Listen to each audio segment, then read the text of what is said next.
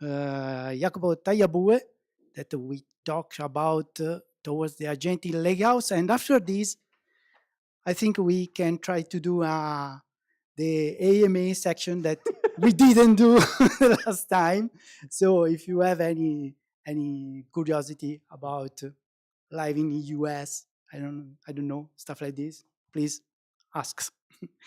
Go, Jacopo. Thank you. No, thanks to you. How many people, just as a curiosity, how many people were the previous PyData? It was like a month ago. How many people were there?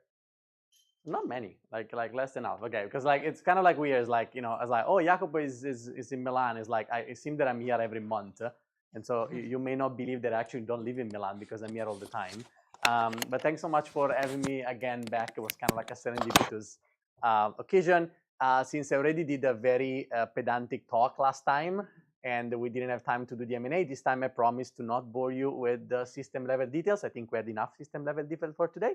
And we are going to just talk about something that is more funny and more lightheaded. So for those of you who don't know me, because some of you were not at the previous thing, so I can recycle the same jokes that I did last time. So I'm Jacopo. I'm the co-founder and CTO of Bauplan. Bauplan is a company based in New York and San Francisco. I specifically live in New York and go to San Francisco, unfortunately, very often. We are backed by some of the best fund on the planet and some people that the Python community should probably recognize. And so many of you owe a great deal to some of these people. If you ever use pandas, how many people have used pandas in this life? Okay, so all of you owe quite amount of swearing, but also quite amount of productivity at West McKinney, which is one of our investors. How many people have used like a transformer library from Hugging Face? So you also owe a great deal of debt to Chris Ray, which is professor at Stanford and MacArthur Fellow, whose research group invented Flash Attention. And of course, if you ever use CockroachDB, that's very niche. Somebody, I mean, there's Go people. Does anybody know CockroachDB? Go person? No? Yeah, so Spencer is the founder of Cockroach. So very proud of our backers. I have no idea why they back us, but I'm very happy they did. So I, before Bauplan, this is my second company. First company was called Tuzo. And I spent the last 10 years up and down the stack. I always say I do friends-driven development, which means that I have very smart friends, and I take this as a chance to do cool things and take all the credits for the work that they do. So if you're interested in things that I've done before, you can check at the intersection of all these acronyms and many more. You can go online on Google Scholar or GitHub and find many of the things that I did in the past. If you have ever interacted with, if you ever bought anything fashion related in the last few years, there's a very, very high chance you interacted with one of the models that we actually did. But I'm not going to ask you what you bought in the last few years. So what are we talking about today? There's two. It's a buzzword number one, data. Buzzword number two, AI. How these two things relate to each other. So there's one part of it which I think is where most of the value is today, which is you have data, you want your AI to have some context, and you sort of want your AI application to work well. And that's all good and fine. Like, you know, that's the ballpark of, you know, that's where, you know, Snowflake and Databricks and all of them, you know, I built empires doing this. And that's all nice. And I think there's a new part that is very new, and what we'll talk about today of the opposite part of this, which is, you know, how do we bring basically AI system, like how do we bring systems that are based on fundamentally non-deterministic inference and non-deterministic behavior on top of your data system. Okay, so this is what we're going to talk about today. We're going to be brief because afterwards we need to do the M&A, and more important, we need to go to dinner. So I'm trying to do it as quick as possible. So our setup is, I mean, I was assuming, you know, I sort of overlap between the people from last time, so I didn't prepare many slides on the setup, but hopefully most of you know what the Lakehouse is. If you don't know what the Lakehouse is, it's an architecture in the cloud to work with data and AI. Is the incredible combination and pound word that derives by combining the word data lake and data warehouse, which makes the Lakehouse very clever. And so the idea is that it combines the best of the two words, the best of the data lake, meaning that the data is in your bucket and is all yours, you have governance over that, it's cheap object storage, and the best of the warehouse, meaning that you can run sort of efficient compute on top of that, okay? As part of my being a Silicon Valley person, I am fortunate to say many buzzwords, you know, in a slide. So, for example, I have to tell you that, you know, everybody really likes agents, and coding is actually being automated as much as possible as we speak. you know, these estimates vary, and you know, we can all follow in a continuum of like, oh my God, this is great. Oh my God, this is terrible. But just out of curiosity, how many people use every day a code assistant? Okay, so basically everybody. How many people use in particular Cloud Code?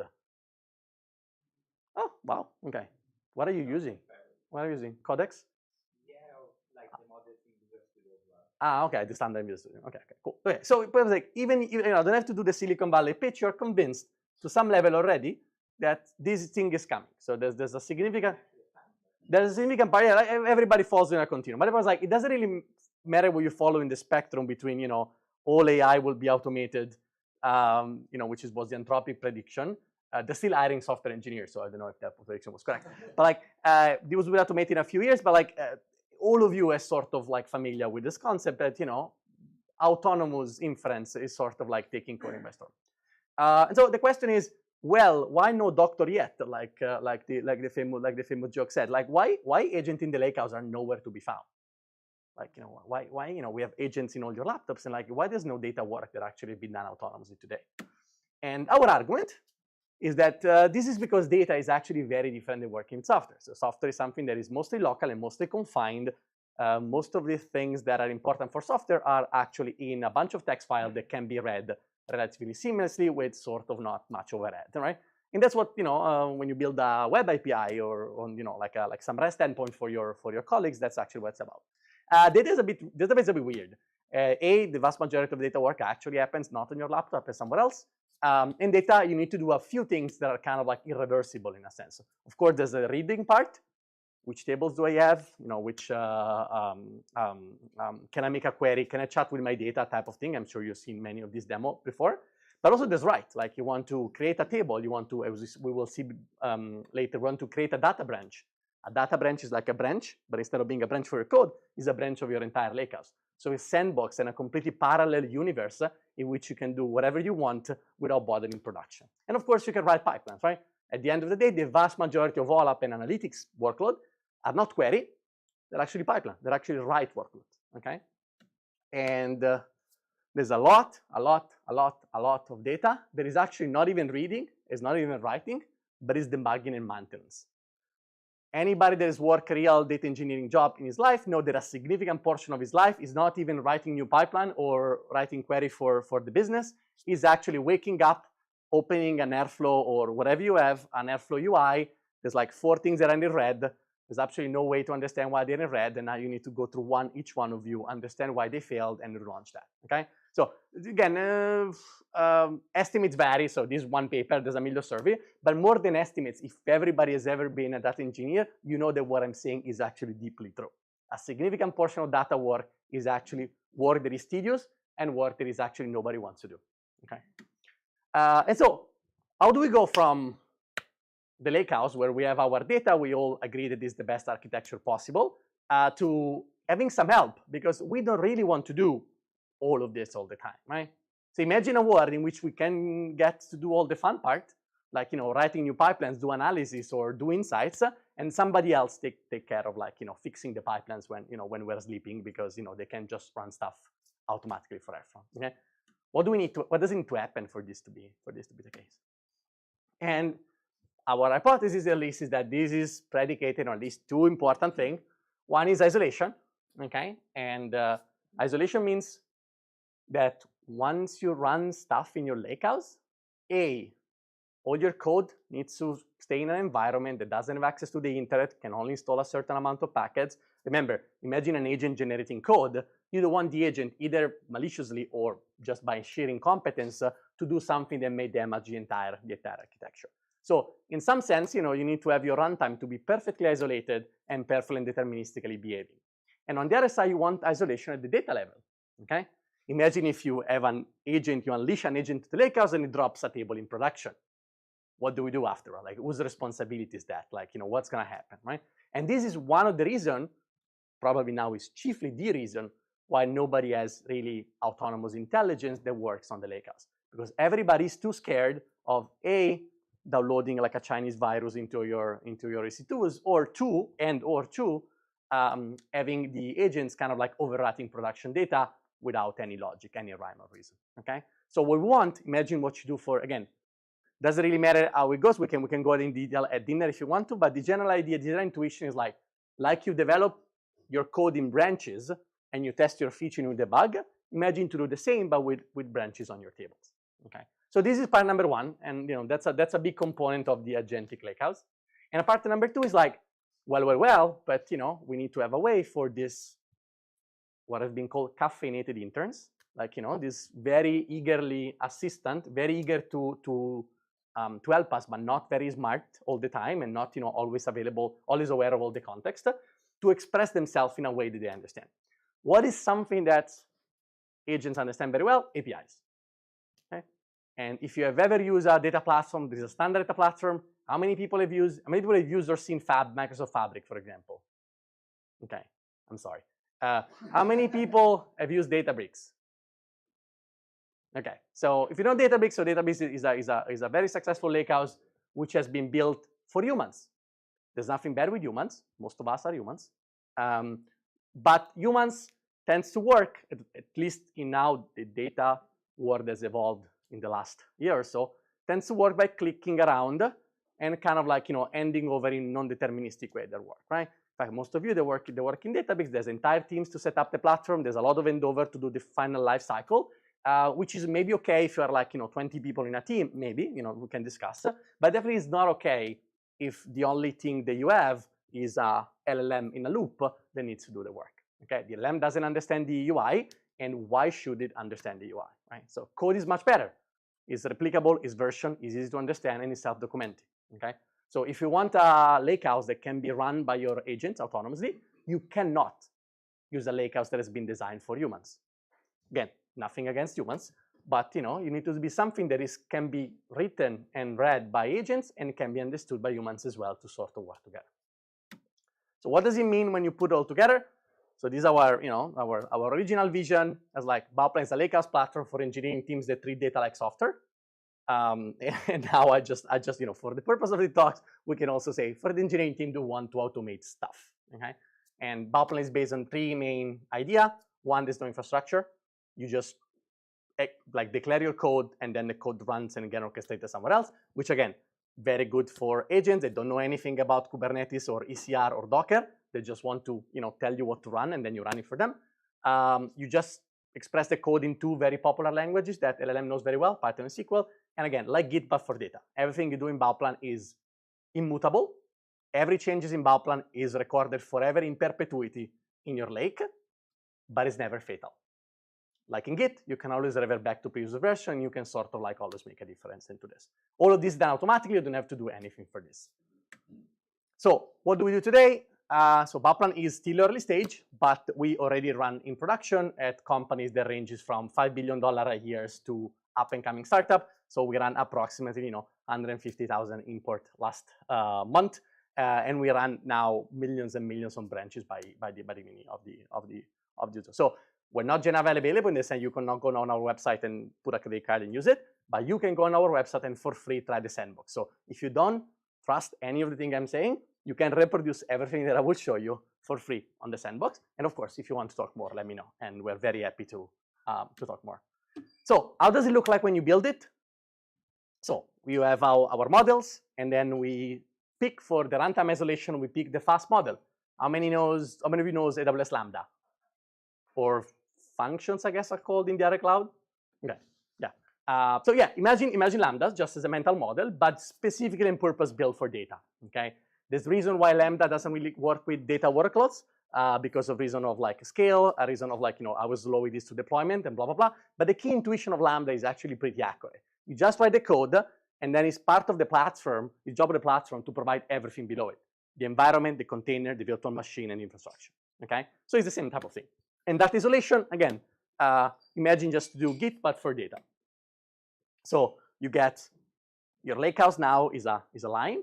So it's like a branch in Git, okay? And you have two people, let's say Jacopo and Ciro, my co-founder, and we can open different branches, and we can work starting from the main, and we can all develop in parallel into that. You may wonder, how many people in a data team will develop pipeline concurrently? And the answer is, depends on how big the data team, but let's say 2 or 3. Okay, and this is all good and well, and perhaps you can think of replicating the same idea with other tools that you have in other platforms. But the question that I'm asking you is not what happens today when 2 or 3 people develop at the same time in the lakehouse. What I'm asking you is that if one person can spin up 100 agents each, now there are 400 actors in the same situation.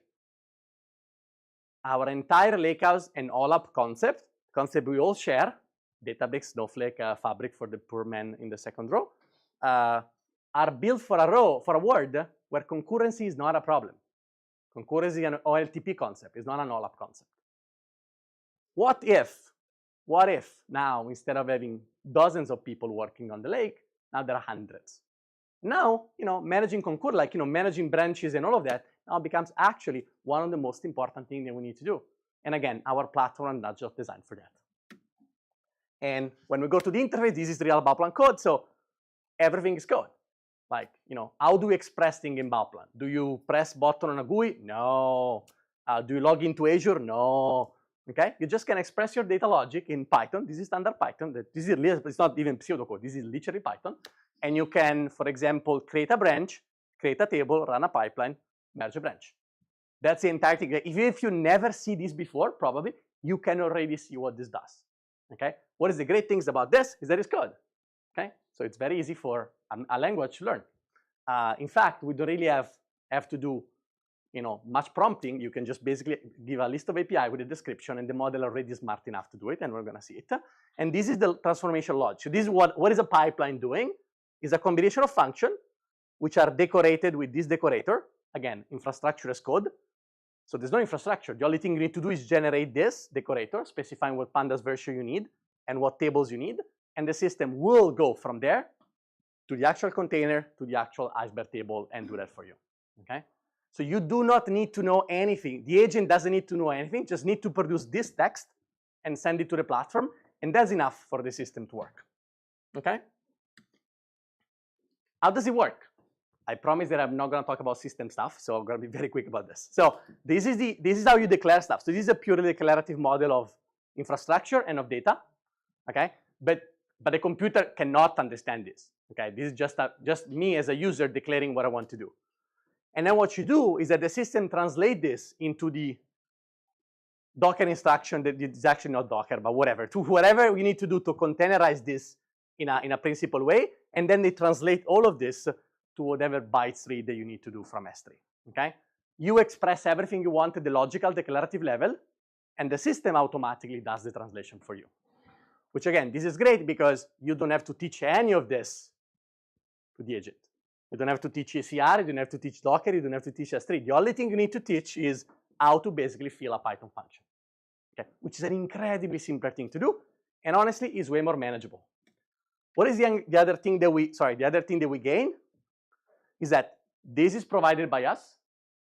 This is provided by us. The agents or the human just write the body of the function. However, the body of the function now doesn't need to access S3 because this happens in platform space, and doesn't need to access PyPy because this happens in our space. Which means I can just whitelist whatever I want here, and I can prevent anybody from installing a package that I don't want. The agent cannot install anything malicious because there's no way for him to install or to reach the physical level. It's all mediated by the API. The agent cannot touch my physical layer because the agent cannot run S3. They can even go outside, they can even access internet here. Okay? The agent can only write code into that. So the worst they can do is they can write back code, but then we're going to go to the second abstraction, which is, do you write back code? Well, it's in a branch. Does it matter? If you write back code, you're not going to disturb production because production runs on main. Okay? And so another thing that you get, which I think is pretty nice, and then we're going to wrap it up because I think everybody's tired, is a transactional pipeline. So when you run a pipeline, which is, let's say you have 3 tables here, what does the system do? What Bauplan do? Bauplan takes wherever you are, this is a commit in your lake, starts a new branch, run the pipeline. If all of these 3 tables success, it's going to merge for you. So from you as a user, or as an agent or whatever, this looks like there's 3 new tables in your branch. Okay? And you say, well, why go with all this, like, why go into all this complication? Because the real point is like, what happens when you fail? Let's say you're running a pipeline, or the agent's running a pipeline, or my sister is running a pipeline, okay? And it fails at table number 2. So there's a DAG, it failed, remember when you wake up in your life and there's airflow and it's red. What happens to the main here? Absolutely freaking nothing. This is untouched. And this pipeline, this branch, will stay open so you can debug it. You can check into this branch and debug why this table failed in some way. So Bauplan is the only system that automatically, and across SQL and Python, across even 40 different versions of Python, if you want to have one version of Python for DAG, provide you transactions across all of this. These are fundamental for humans because, I fuck up a lot when I do that engineering. I'm sure you sometimes do as well. But this is 10 times more important for systems that are non-deterministic, and they will probably fuck up quite a lot before finding the right answer. But if their fuck up is A, contained, it doesn't change anything, okay? And B, observable, because these branches are part of my lake when I can navigate to, I can do batch of branch checkout and see it, the damage is contained. And that's a fundamental intuition of containing the data. So can we put all of this together and see this thing working? So a job failed. Again, this is our airflow. This is Bauplan. A job failed, okay? And what we want to do is we want to tell a system there is just an agent. An agent is a fancy term for a while loop and an LLM call, okay? Want to tell an agent, hey, can you please fix it for me, okay? And so what the agent is going to do is going to try and reason and he's going to use Bauplan APIs to go into the branches, go in the logs and follow that. He's going to try to fix it, okay? And what is the output of the agent? It's going to be a branch. It's like a PR. When the agent thinks it's done, it's going to do a branch. And what is the human doing? The human will run some code that verifies that branch, for example, contains the tables that we need to do. Imagine like a sort of like unit test or integration test. And then, if that's okay, it's going to merge automatically. If that's not okay, a human will step in. So imagine the PR cycle that you have today with your colleagues, but on steroids, where your work as a data engineer, as a data person, is not anymore this. It's not anymore fixing things and chasing logs in CloudWatch. This is done. Your job is here, is run an evaluation, so provide something that is a sort of first check that the work is good enough for you to evaluate, and then, if not, do the last job.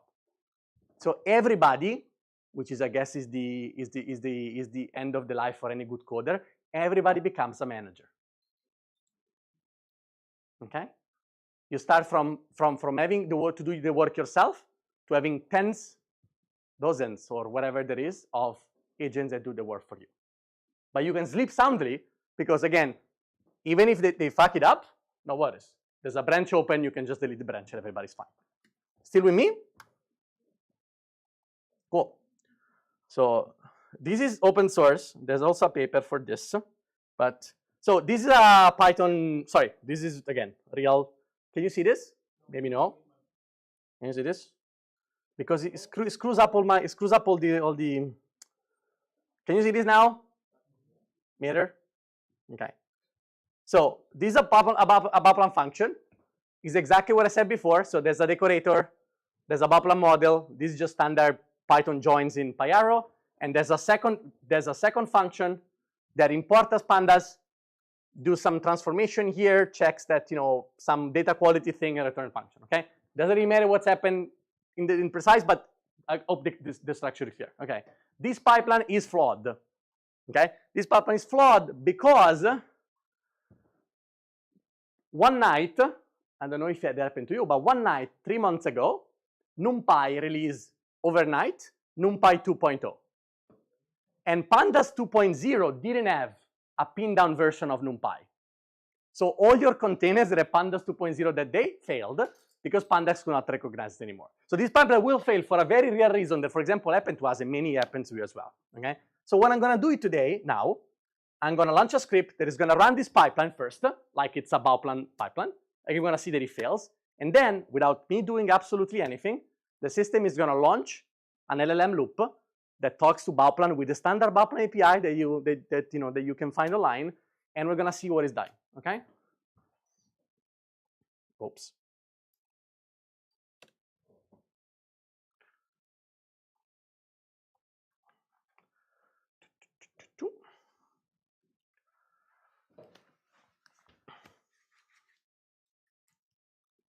Let me see when you run. Okay. So you see this one? This is the dreaded fail pipeline. You see this one? This is the pipeline that I just run. You can be convinced because this code is the same code that was in my thing. This is the real Bauplan platform. This is real stuff. And then this is the error that you get. Okay. If you run this in front of your laptop, this is what you would read. Okay. And so now what the system is doing, let me try it. I mean, this is completely okay. Okay.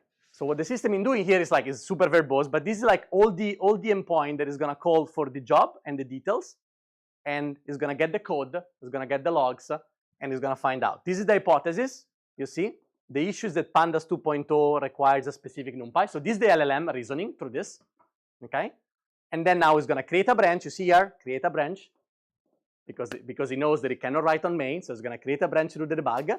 He has the code because the code is snapshot. You see the code, and he's going to run the code on the platform that it is. Okay.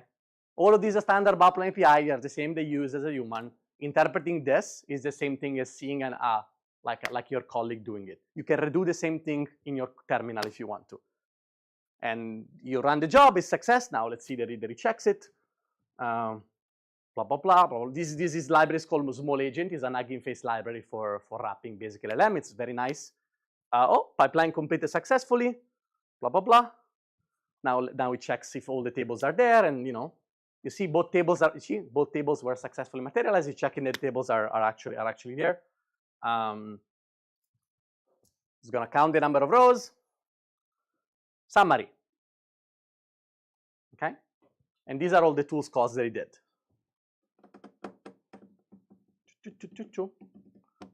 One sec, it's gonna verify.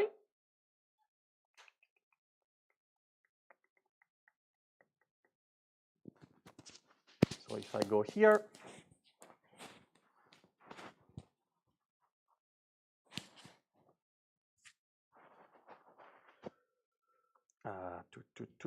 because because our end-to-end check, this is the standard thing. So there's a lot of things that we don't really care about, but let me see if I find it. This one. So you see, this is the self-repair pipeline. It's the same project. This is the one that is being completed. We're gonna see it later in the log. And this is the code. And the code has been fixed by pinning down the NumPy dependency, which is probably what Pandas should have done all along. And here, when we go back to the agents, the agent not only ran everything, but it also ran the verifier, which is what me as a human provided, which is just a bunch of checks. You see, these are all asserts that check very minimal condition for me. It checks that there's table A, table B. It checks that there's enough rows and all of that. Okay. So these are things that I write, and then the process runs at the very end on the branch that I get from the model. And if the branch is okay, I'm gonna merge. Okay. And if I want to check what the agent has done, I can just check out into this branch and check what the agent has done myself. Okay. So again, there's a continuum of I don't really check, I really trust LLMs and I don't do anything and just merge. That's one possibility. To the extreme opposite of I don't even do this last step and I want the branch to be open and I just get the branch. Okay. And that's that's a continuum of how comfortable you are, how mission critical you are, how good these LLM are, and so on. But this is the only example on the planet of pipeline that works by itself on a platform that works with 5 APIs or whatever that is. Please. That code is agnostic from the, let's say, the target, so you can run it on Snowflake, on Databricks, on. No, we run the code. We are Databricks. Okay. Okay. You are okay. Okay. The entire fast runtime is built by us, and we manage it for you. Mm. We manage the data, we manage the code, and we manage the runtime. Yeah. So, which is also why we can make sure that this isolation works and all of that. That makes sense. Makes sense. So last. So there's there's no possibility of integrating your agents into an already existing data pipeline environment. Some standard infrastructure. There is, like, Bauplan is based on Iceberg, which is the most common open format, and Bauplan runs on your buckets. So if you don't have anything, some of our customers use Bauplan to be their first data platform. What is the Azure Data Factory based on what is it? What is the underlying file format? I mean, you have I don't know, Azure Data Factory, blob storages with the Iceberg. Yeah, this kind of stuff. Can you integrate your multi-agents? So the requirement is you have some file in Parquet on object storage, and we can connect to that, but we will run the compute. If the data is yours, all the data of Bauplan customer, the data is them. We use Iceberg because it's the most common interoperable format. So some of our customers, for example, use Snowflake table on Iceberg, and they without any copying or anything, they can use Bauplan for certain things. For example, agentic stuff or pipelines in Python, because Snowflake in Python is a bit hard to use, and they can use Snowflake as the last mile. So a lot of people that we work on is progressively shift left stuff from Snowflake, so they take pipeline out of Snowflake, they keep Snowflake for the last layer for the analyst, but then they keep everything into Bauplan. That's totally fine. It works on the bucket, is Iceberg and so on. If you don't have Iceberg or any other common format, at least you must have Parquet file somewhere. So if that's the case, you can basically point our system to your Parquet file. You can create Iceberg table in our system, 0 copy. The Parquet file are yours and will stay there, and then you're off to the races. But the crucial point is like why this is so nice, why this works with 8 calls in 2000. This is not a LinkedIn demo. You can download it and do it yourself. Why this works is because the system has this integrated vertical experience that is very different than the other platform, and that's why it works so well. It would be very hard to make these things work with Snowflake if the only thing you have at your disposal is Snowflake as a platform. Not because Snowflake is not good, but because again, Snowflake was designed for a world where a bunch of analysts in front of a screen click around stuff. And these are different words. So this is the lakehouse that people are trying to sell you. Okay, it has the variation of this. And this is what we believe is the future. The future is a radically simpler way of interacting with things that is based on isolated function, code as the main way to express everything. Everything is in code, and isolated data environments. And here I start. So of course, there's a million more things we can say, but we're not going to say. If you are interested in how the platform is built, there's like a lot of paper that goes from system level paper on how we build containers like in 100 milliseconds to how you will build a simulator for our entire system, plus how we do 0 copy in error by tricking Linux into believing some anonymous memory is not anonymous anymore. So feel free to read. If you have any questions, you're very, very happy to. We do quite a bit of for our size, we do quite a bit of contribution to both open source and science. Last thing that I want to say, there's one nice thing about AI for systems, which is if you have a system problem and you have like a source of truth. For example, we have a simulator for our system. This is a simulator that basically simulates how the functions are run. You can actually basically throw an LLM at it to generate policy as code, and then you can use the simulator to give feedback and kind of reinforcement learn your way out of this. So there's a part of this that is for system builders, not for people that use the lakehouse, but for people that build system, that how can you build a good system? Well, you can actually explore the design space of, in our case, scheduling policies by literally having GDP5 working for 5 hours against a deterministic simulator. You want to build a better compiler, there's a lot of study now that you can actually improve compilers by basically just doing that, right? You can just throw time and compute at the problem, and the system will generate different versions of the compiler as long as you can backpropagate the rewards in some sense. This actually works. We published something last week about this. If you want to know more, collaborate. If you want to know about Bauplan, I'm going to be around later. And thank you very much for your attention.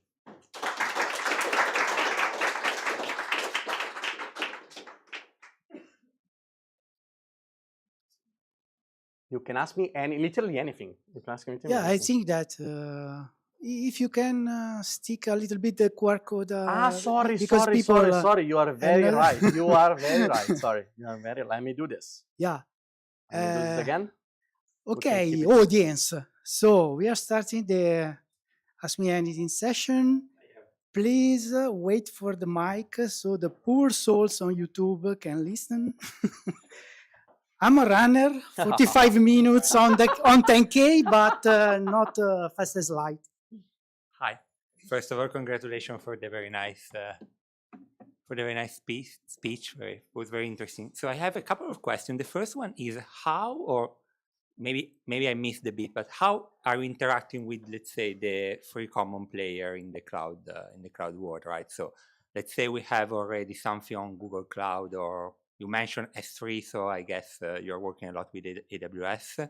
Yes, correct. And so how do you interact with this? So I just need, let's say, the data in a bucket in a certain format, and then I can build from there. Yeah. Like it's a pure lakehouse structure, or then I need also to somehow deploy some infrastructure for the computing and stuff.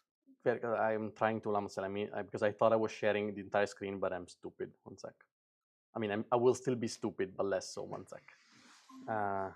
So yeah, so the only thing that we ask you, this is like a standard Bauplan project. The only thing that we ask you is that you have a bucket-like thingy, so an S3 blob storage, Whatever. and the other one now as it's called. And Cloud storage. Perfect. The system has a control plane which is multi-tenant, and which is where I authenticate. So every time I do, so Bauplan is really easy. Like it's really easy also for humans. I know today I talk about machines, but like it's like trivial to use for humans. Like everything that you saw before, you can just do it here. You want to see the tables that I have in my lake? You know, this is how you see the tables. And sorry for interrupting. Bye. And this is from my client, so from my laptop. Right? This is my laptop, so but everything happens remotely. There is a CLI that I can log in. And the only thing you do for Bauplan is you do pip install Bauplan. That's the only thing you need to install. Plus having some credentials, which is like AWS, you have a file there. But that's a general idea. And then when I do Bauplan table get, for example, I go to the public to our control plane, which authenticates me in AWS, and it sends you back the result. When I do a run, actually that runs on workers that are deployed even if you want in your cloud, because the only thing that we need, since the runtime is ours, again, we are more like Databricks and dbt in the sense that we provide a bit of a light way to express your transformation, but our core business is computing. That can live either in your cloud, as long as you have EC2 or virtual machines, or in our cloud. All of our customers at the moment choose the option of having us managing the computer, but there's no fundamental reason why not that. For people that are very privacy sensitive, we also offer private link. So the bucket is yours forever. We link the bucket with the workers that are yours. Okay, but also we can prevent the data to go in the public internet if you want, because we can link our AWS account with your AWS account. That's also possible to do. Okay, very nice. So when you run, which is basically like this, just gonna run in memory because I just want to do it. So to give you a sense,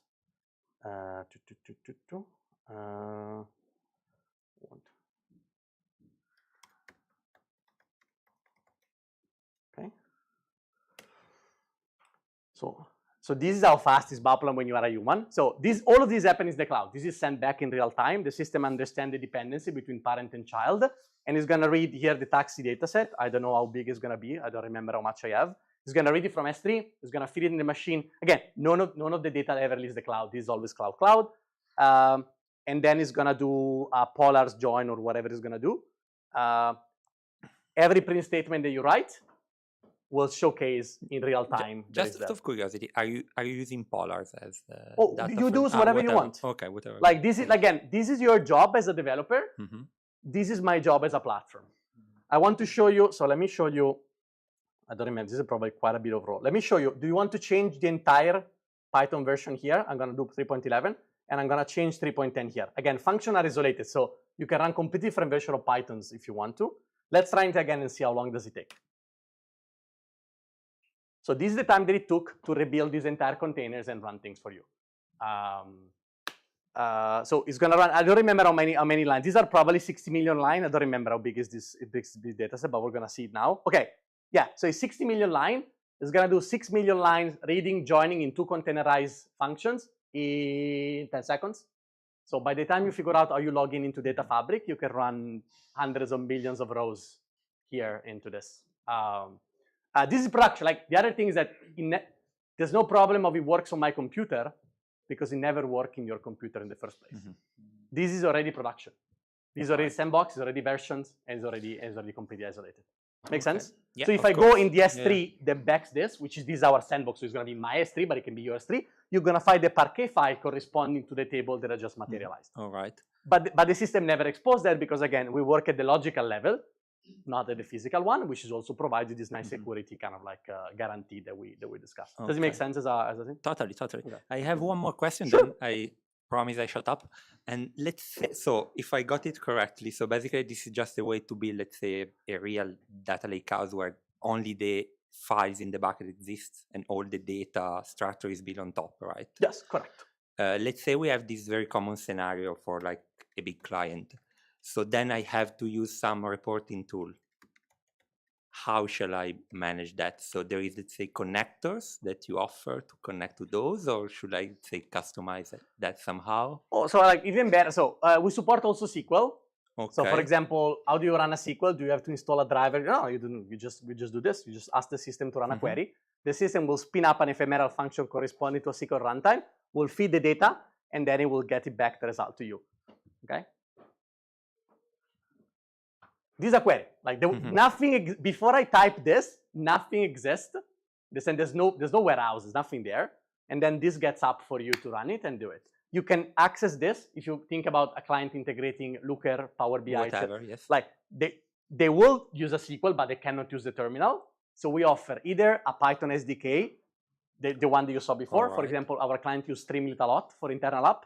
So they build the data layer with Bauplan, and then they use Streamlit to do that. Or we offer a fake Postgres connector that you can use from any Postgres system. So we basically give you a Postgres endpoint that is fake, which is what the legacy player expect, like Tableau, Looker, and like so on. And that is enough for the system to connect to us. And then that will run the query for you. Because most of BI system assume that the server from the other side is not ephemeral. And most assume that if there's Postgres is going to stay there. But it's not how Bauplan works. Bauplan works with functions that are completely ephemeral. So there's a trick in the middle, which is a Postgres middleware that access Postgres. So it's like wink, wink. So it makes Power BI things that were Postgres. Because actually the critical bit then is that you have to show somehow the data. Exactly, right? and then there's so there's a bit of thing there because you need to show the tables and so on. So some things work better with some systems, some things work less so.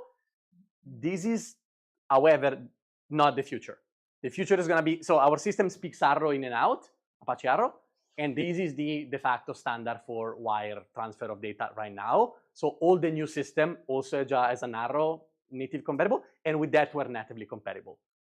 All the legacy system, which some of our biggest clients have, for example, speak still the Java, everything that starts with Java is like, the Java thing. And the problem is that you have the translation between the row level representation, which is what JDBC expect, and Arrow, which is column level.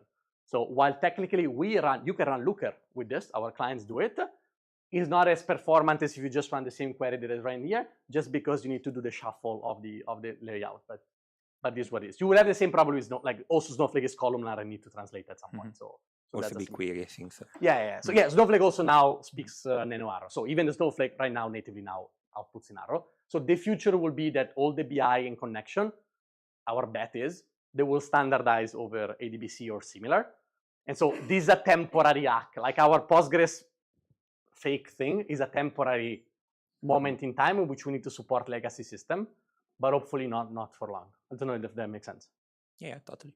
Yeah. And the other thing is that I have to say that Streamlit, which I used in my life as more of a curiosity, in most of our customers, it is actually incredibly used. Because it's Python, so our customer speaks Python natively, and it's very easy to deploy inside of their VPC. So for big enterprises, it's kind of like a nice way to build a web app without investing much into the content. And for Streamlit, like everything that is Python, we have the native Python code that I showed before. So it's like import Bauplan client, and that's it. That's a Python client. There's no need to integrate anything. That's kind of like done. Please. I have a couple of questions about the agents and one about the branch, if that's okay. Sure. And the first one is, do you plan for the agents to learn to work on your code base? That's very interesting. No, we like in this moment, like this demo again. The code is online. This demo is specifically targets toward like the prompt that you haven't seen because they skipped through it, but you can read is like, check my last jobs, find the one that failed, and fix it. Okay. So the way in which you understand the code base is because if you have the job, so if you have the username, if you know who I am, and you have the access, like the agent that giving my API key, you can get my jobs. Then you can loop through the jobs and find the one that failed. If you find the one that failed, you can get the code that is associated with that. So if you want the code base of the project, and with that is a simple, for an LLM at this day, especially this like a DAG with 2 function, is a relatively simple thing to figure out what went wrong by reading the logs. Okay, so that's how we work. If you want to do something more complex, like Claude Code-ish, like if you want to develop into this, what I really suggest is like to have a Claude MD file with some instruction about Bauplan works. Again, these are all public, it's like very simple. And that usually is enough for him to write a decent pipeline for you. Or to do the things you want to do, like expectation, like data quality tests, for example, which are very important, I think, for pipelines, but are kind of tedious. It's like unit test, like so it's just easier to have somebody write it for you and then you confirm. Okay, so the bots are amnestics. Yeah. Okay, and the other question is about the verify script, because a human tends to think like a human, so it imagines that things can go wrong in a human way, but agents can do whatever. So wouldn't it be safer to have also an LLM to write tests?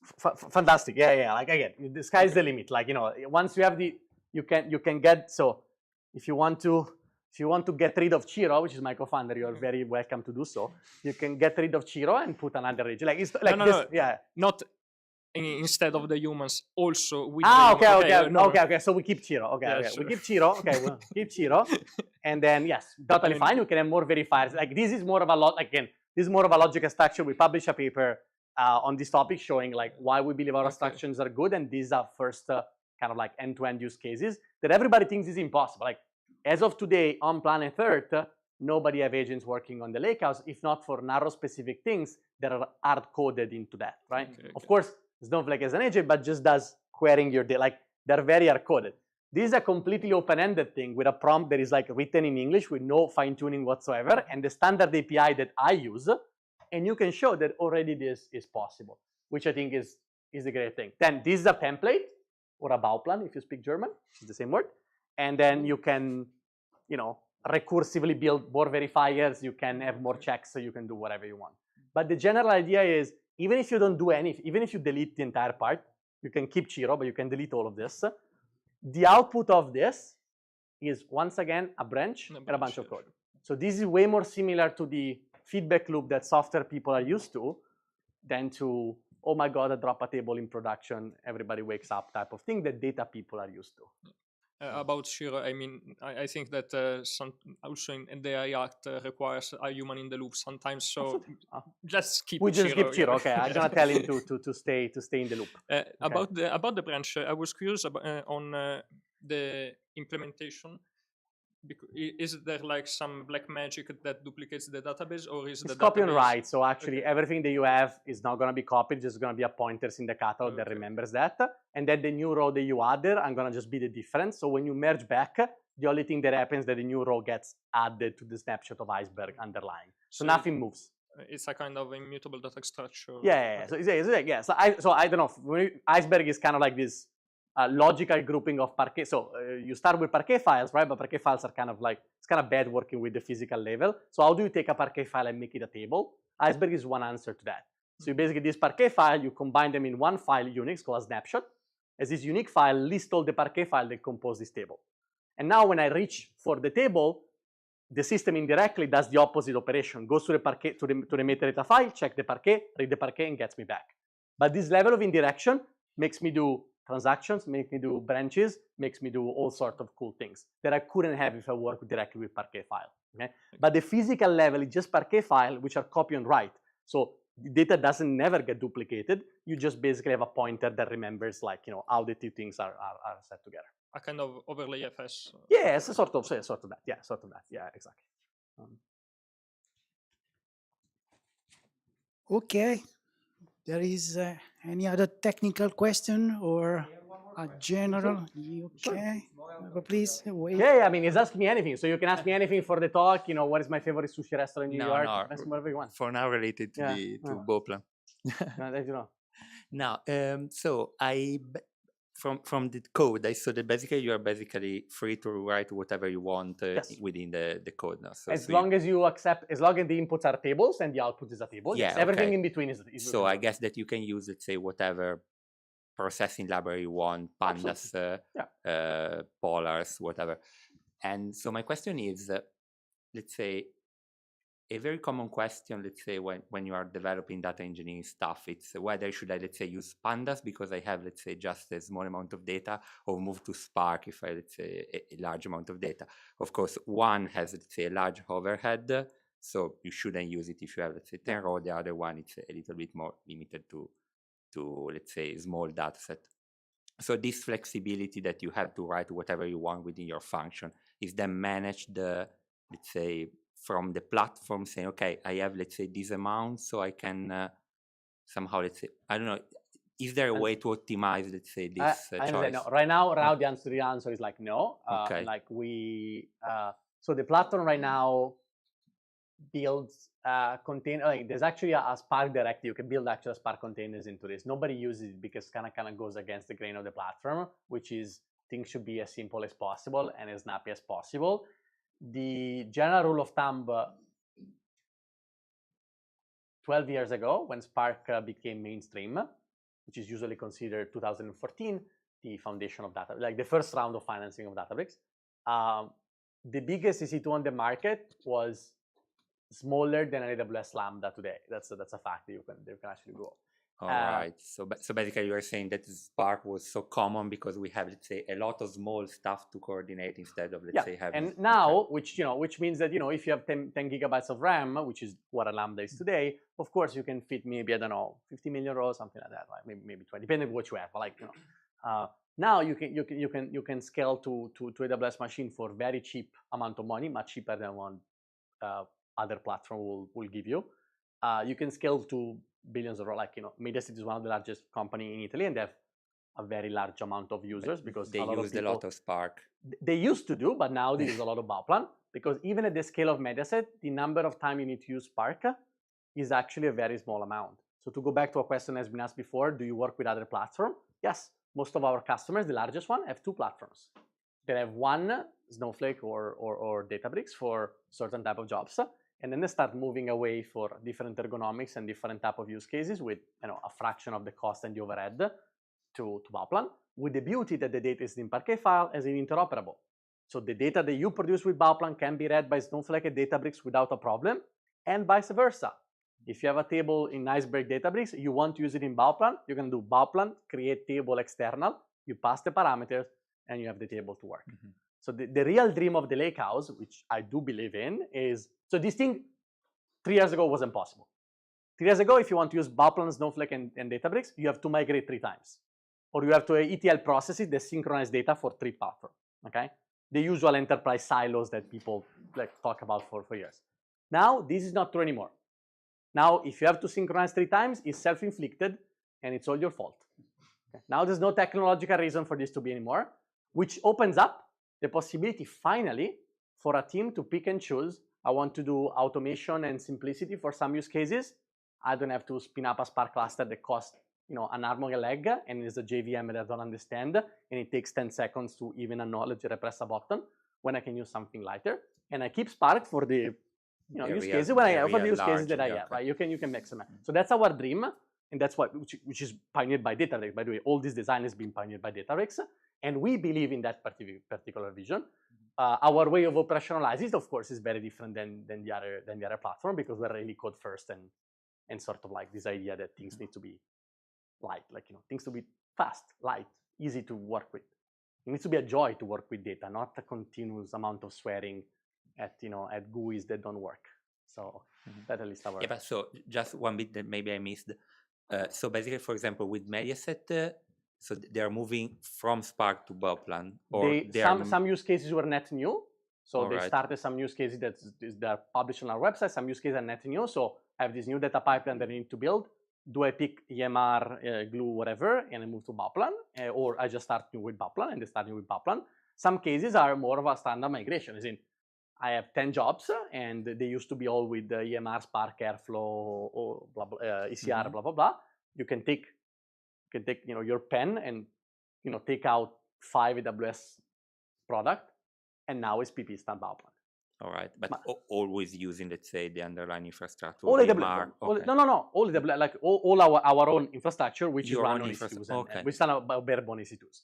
All right. Okay. Our biggest, I mean, there's many things that are probably more important, which were on the website. But the thing that to me is more, I don't know, more resonates when I think about the work that we've been doing with some people is like people that have at the first day of their internship, they have a master's students in data science or whatever. They know a bit of Python, but they don't know the cloud. Like, it's not they don't know how to use the cloud. They don't know what S3 is. They don't know what EC2 is. By the end of their first day, they can have a pipeline in the cloud, containerize the work. Because with Bauplan, if you know a bit of Python and you can put 2 decorators on a function, that's literally the entire thing there is. And I think that's the biggest success of all. Like, what used to take weeks of, senior people or consultants, big companies, especially in Italy, tend to have like a lot of consultants to do stuff. So what used to take a lot of money and a lot of seniority and a lot of cycles in development now can be done by a person that is junior and understand a bit of Python, and there's nothing else that needs to do. Because you don't have to teach her for 6 months which part of CloudWatch you need to click when things go wrong. Which I think by itself is like a big win of the platform. And if an intern can do it, an LLM can.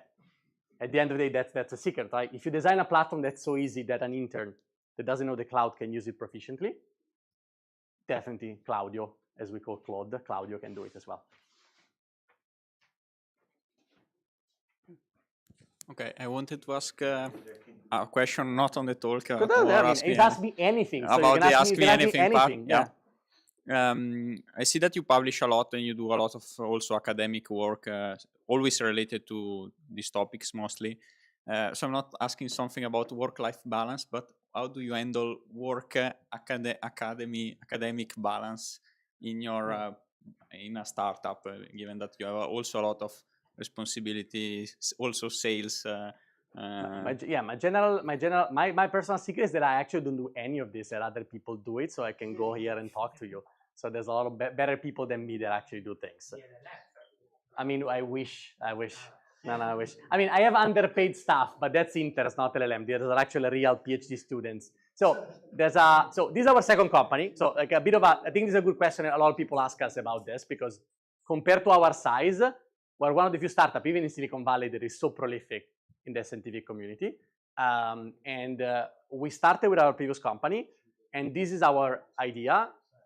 You use academics, use research for looking what we call, above the product horizon. So I'm building Bauplan now, and in 6 months from now, I know they're gonna have like an issue or a challenge.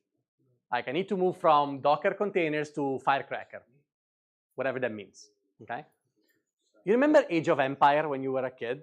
How many people remember Age of Empire?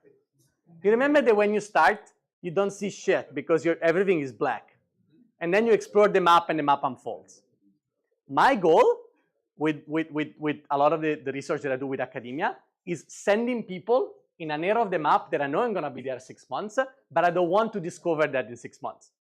I want to see the map because somebody go ahead for me, and they go and they fetch and they get me back the results. So in 6 months when I'm gonna go there, it doesn't mean that the work is already finished, but it means that I know the landscape and I know what I should do and what I shouldn't. And I think academia for this is fantastic for a few reasons. They're very eager to, if you know how to work with them, like all of our founders are former mediocre academics. So we also have we all have PhD, we all have very good connections. Some people, we work with Stanford and Berkeley we have very good connection in academia, but also we deeply understand the incentives of academia, we know how to talk to them. And so they get something cool and real world that they can work on, which is something that very few PhD people, even at top students in the US can say. And on our side, I get some cheap labor of people that can actually do things that is very hard and cutting edge. So when people use interns to do stuff that is very easy and trivial, I do interns for my most pressing problem. My interns do the most fun things at Bauplan. If you want to work at Bauplan, you should apply to be an intern.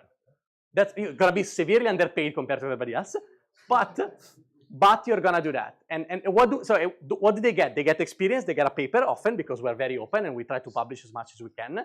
And they get a work culture that is different than doing the typical internship at Google, Oracle, and so on, where you learn a lot of stuff, but it's gonna take you 3 weeks just to learn when to badge, when to badge to get the cloud access. In Bauplan, the internship is like you sign a document, you give me your bank account, and you're on Slack 30 minutes later, and that's the start of it. So it's kind of like a different flavor.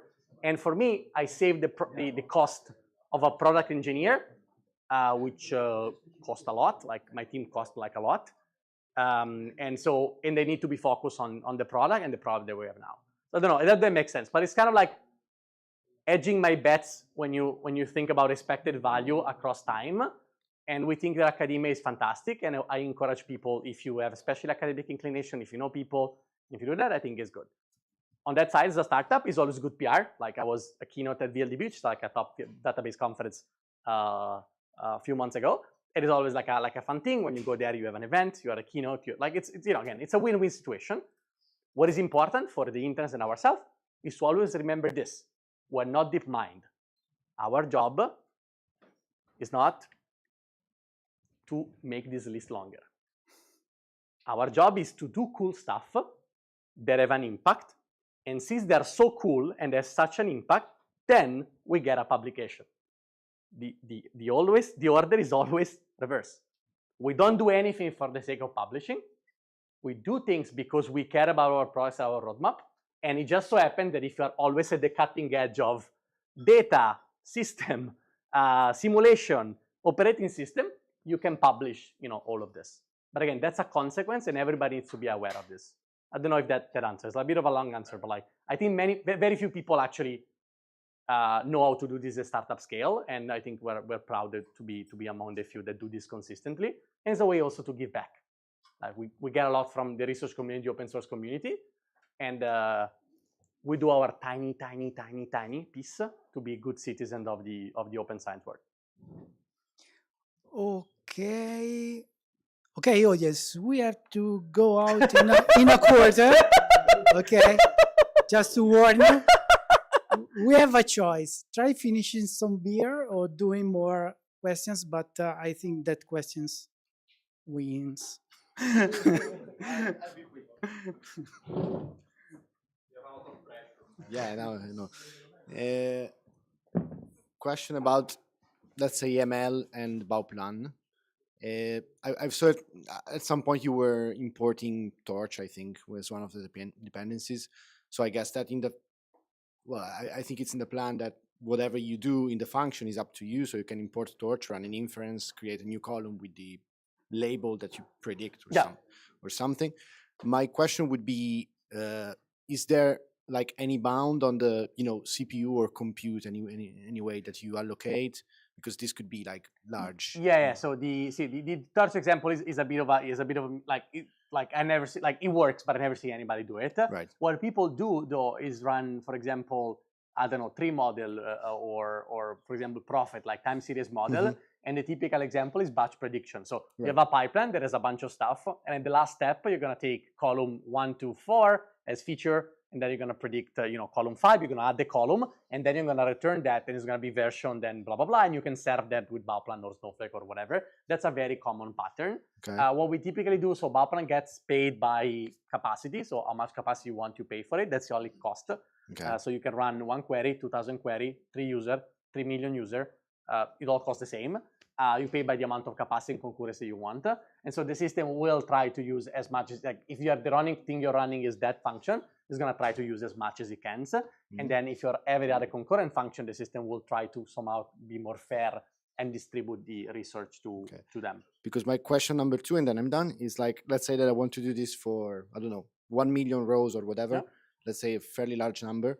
So if I were doing this with a completely different system, maybe with, Ray or anything like that, I would spin up, I don't know, 100 instances or 100 things.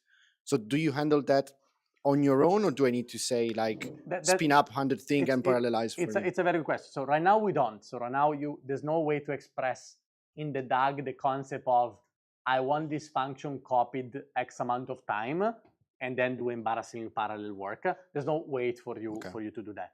That said, to be honest, if you have 1 million row and you run like a standard, C++, boost like a library that at the end there is no Python, nothing is in Python really. Yeah. It's like, it's fine. Like people massively overestimate the value of distributed compute for many, many, many things, and machine learning is one of them. GPUs is. Yeah, I agree, because I had in mind like an example with GPUs where you basically can. GPUs is different. GPUs is different. GPUs is a different thing, and definitely, hopefully, with the next round, we will extend the concept of function to run on GPUs as well, which now is not supported, but definitely has been requested before, so that's gonna come. But for CPUs, in my experience, modern good hardware with software that can cat boost or whatever is gonna eat 1 million rows fairly.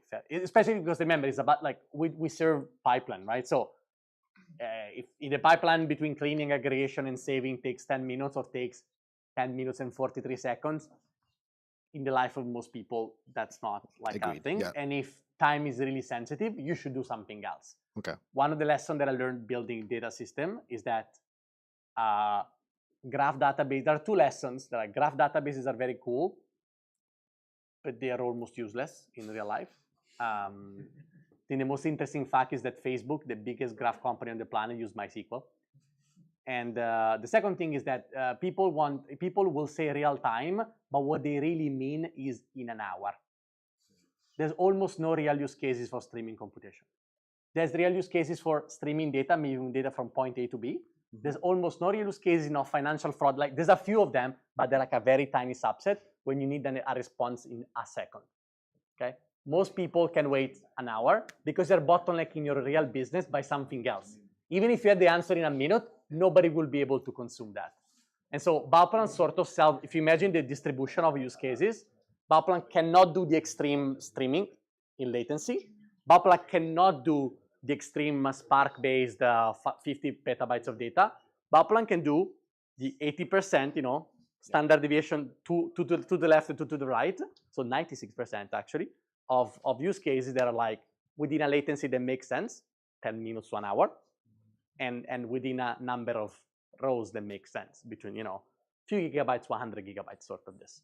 And that covers the vast majority of the use cases. The data companies on the planet have done many, many good things. The tool that we have to build data today compared to the one that I had in my previous company 9 years ago are like incredibly better. But one thing that we as a field did as a disservice to practitioner is to be a bit merchant of complexity. People have convinced you, maybe not you specifically, but people have convinced some people that you need this incredibly complex machinery and signups and data factory and whatever to do what at the end of the day, 99% of the time, is making a function that take a data and output the data. The real shame of our field is convincing people that our job is much harder than what it actually is.